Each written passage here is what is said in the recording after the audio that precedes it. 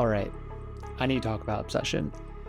It is one of the scariest movies I've seen in years, and there's no poltergeist or creepy woman crawling up the side of the wall.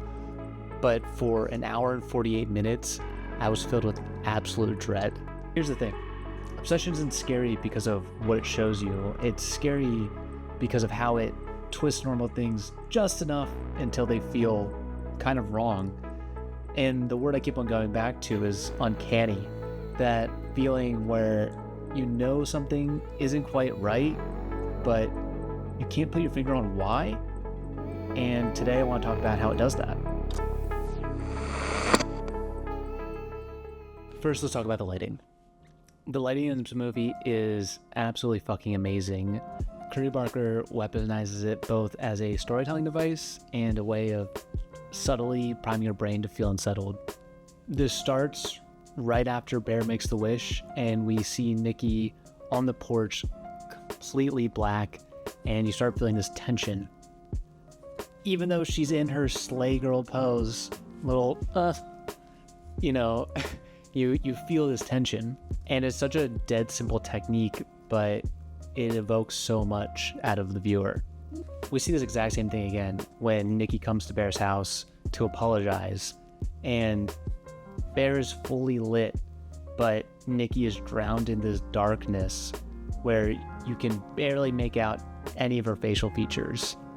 The thing that's so amazing about this is that on first watch, this feels wrong, but the more you think about it, it gets weirder and weirder because Nikki should be lit, but she's not. There's another small thing that he does in this scene where he uses an eye light to give Nikki this little twinkle in her eye, which is the only light you really see on her face, and it gives her this doll-like quality, which feels extremely eerie and also connects really well with how Wish Nikki is kind of taking over the actual Nikki. Okay, now let's get to my absolute favorite use of lighting in this whole entire movie, and it's the bedroom scene. If you've seen this movie, I'm sure you remember it. It's amazing. And the thing that's so amazing about it is that it evokes emotion that we've all had before. It's 3 a.m., you're in your bed, you wake up, and you see something in the corner, and you start having a heart race, you start freaking out a little bit, you start squinting your eyes, and it just gets worse. You actually think there's something there, so you rush to your lamp, turn it on, and then you realize it's just a jacket that you put on the chair because you're lazy. He sees that exact same moment where Nikki's in the corner and we can't quite make her out until she moves, and then she starts sobbing.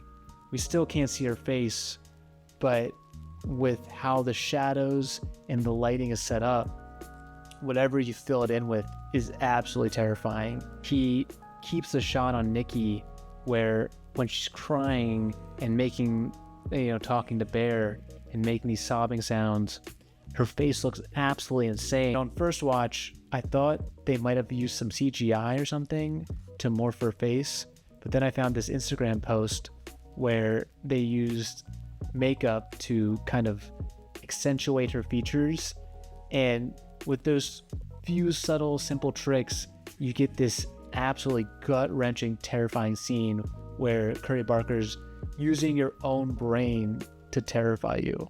And the thing that makes this scene feel so long and you can't wait for it to be over is that emotion that he's kind of reenacting, you only feel that for a few seconds because he gets to run to the lamp, but he holds on to that tension and that feeling for so long, and you have to be there for it. And it's so effective because he's not creating the monster, your own brain's doing it. Similarly to the lighting, Curry Barker utilizes sound design in some really interesting ways to evoke that uncanny, unsettling feeling.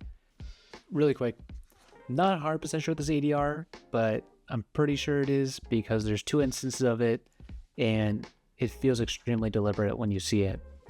So Curry Barker utilizes ADR in some really interesting ways where he's purposely separating the voice from the actual actions of the body. The first example of this is when we see Nikki in the car crying about her dad who has cancer, which he doesn't. When she's crying with her head on the dash, you hear this dramatic sob, but her body's completely still. Voice is kind of disconnected from the emotion of the body completely. And immediately you register that disconnect between these two things. And it evokes this extremely eerie and unsettling feeling for two reasons. One, it doesn't make sense. But two, you get this subtle nod that this wish Nikki is kind of manipulating Bear by using her sadness to get him to be with her. We see this use of ADR again in the scene where Bear and Nikki are having sex, and obviously they have to have sex because it's a horror movie. You need at least one sex scene. Anyway, in this scene, we see the camera panning over to Nikki's face as there's these exaggerated porno sounds that she's making, but her face is completely blank. It's almost like she's lifeless. It kind of connects back to that highlight where she's almost like a doll. And in both these scenes, your brain's doing the same thing. It's trying to connect these sounds with the actual body language we're seeing, but it can't make two and two together. And that feeling you get when you see these is that uncanny feeling. The score and the soundtrack also contribute to this uncanniness in the same way that the ADR does, but at a bigger scale. The score of this movie is kind of weird and ethereal and nostalgic and just kind of sits wrong. It makes you feel kind of uneasy and you never know why. But that was kind of the goal the whole way through. The composer Rock Burwell said that discomfort was the goal. He said that he built the whole thing around this balance between warmth and dread and nostalgia and estrangement, this low hum of like wrongness, and it's everywhere throughout the whole entire movie.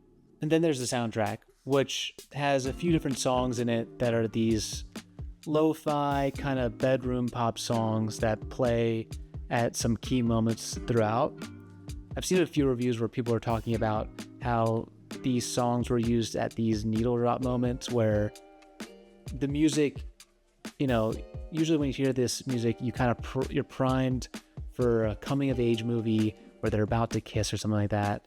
And it starts from the first use of it where Nikki and Bear are making out, and then it snaps back into normal Nikki, and it's this very intense moment. I think Barker's continual use of these songs as this needle drop moment were actually on purpose. Barker is setting us up with this Pavlovian response that every time you hear these sweet lo-fi songs, that you know something terrible is about to happen.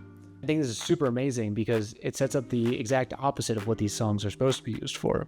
The first example that we see this in is when Bear and Nikki are kissing for the first time, and it's this sweet song, and then she pops out and becomes normal Nikki again. And we see this happen throughout, and it all culminates to what I think is one of the most brutal scenes in the whole entire movie. The scene I'm referring to is the car scene with Sarah, which is insane. It's a brutal scene. Fun fact about it is that the head bashing had to be cut by 6 or 7 head bashes, 6, 7, to prevent them from having a NR-17 rating, which is insane. So we get this scene where Bear and Sarah are having this kind of sweet talk, and you hear the music and you subtly know shit's about to go down. So by that scene, when you hear the sweet music happening, you're kind of already expecting Nikki to come in and do a Mortal Kombat fatality on Sarah's face. Maybe not that exactly, but yeah, you kind of already expected something like that to happen. Something also that Curry Barker makes uncanny is the humor. If you know Curry Barker from any of his shorts, he's an extremely funny guy, and he masterfully blends humor into these horror scenes. Usually in horror, comedy is a place for escape. It's a place where you relieve the tension and you've had the scary moment and maybe you relieve it with some comedy. In Obsession, comedy is interweaved into the horror, so you kind of don't have an escape or a release of tension, and it gives this very weird feeling where you don't know if you should be scared or if you should be laughing. An example of this masterful combination of comedy horror Just look at the One Wish Willow helpline scene. Bear calls up the helpline and he's talking to the customer service representative for this. Trey Parker's giving off this performance of a very just disinterested, just another day kind of guy, and Bear's freaking out. And it's genuinely a really hilarious scene.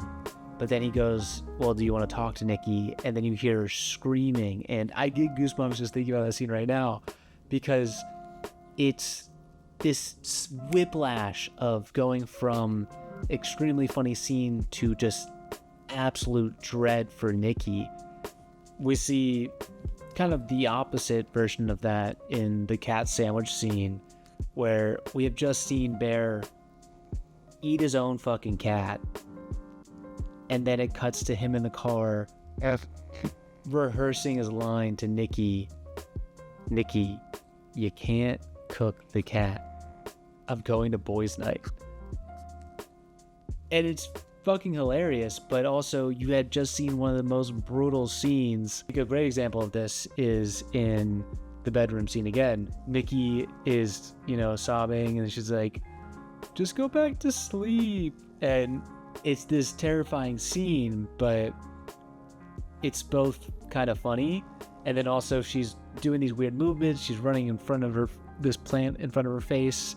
It's this combination of horror and comedy that leaves you extremely unsettled and amplifies the horror and dread that you feel, because there's no escape. And that's the thing with comedy throughout this whole entire movie. You don't know whether you should be scared, you should be laughing, you don't know what to feel. And that's that uncanny feeling of not knowing what's going on. If you knew anything about Trey Parker, you expected a good horror movie with some comedy, maybe some funny moments, some pretty brutal scenes, and you left with this extremely anxiety-inducing, dreadful feeling. Yeah. And in a way, you got exactly what you wished for.